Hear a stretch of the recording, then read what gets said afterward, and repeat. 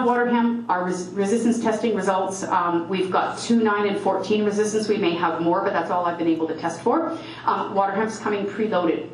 Kochia and wild oats, we did that to ourselves. We did that. We made it resistant because of the way we work, the way we handled our chemistry.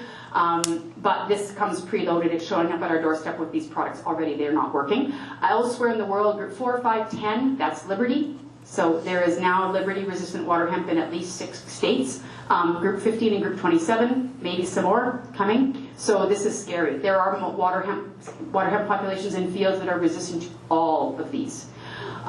It does not appear to be as much a problem in competitive crops like cereals and canola. The exception is Clearfield or Roundup Ready. So of course, if you're doing that, if you're going to do those canolas, I would strongly suggest putting something like an edge out front. Serious problem in corn, dry beans, sunflowers, and soybeans. We need to do herbicide layering to get the weeds out early when the crop is non-competitive, and in-crop options are either limited or they're completely non-existent. Going forward, some advice from Ontario, where they had their first glyphosate-resistant water hemp show up in 2014, and then within 4 or 5 years now they have 5-way resistance going on in Ontario. It's not through the whole province, but where it got ahead of them, where it's really, really bad. They say you need to have a diverse crop rotation. You need to use multiple herbicide modes of action. Use tillage at strategic points of the rotation.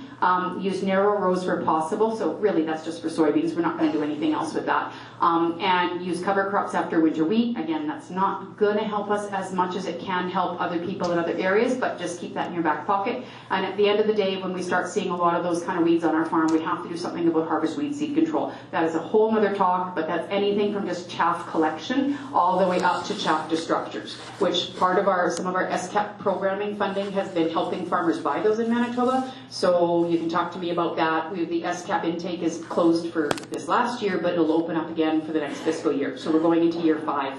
And so BMP 1400 is mine, pesticide reduction, and we have things like harvest weed seed control in there. So you can talk to me about that if you want. At the end of the day, proactively introduce more diversity into your crop and weed management program. This is just that was just about some genetic tests that I don't need to talk about that.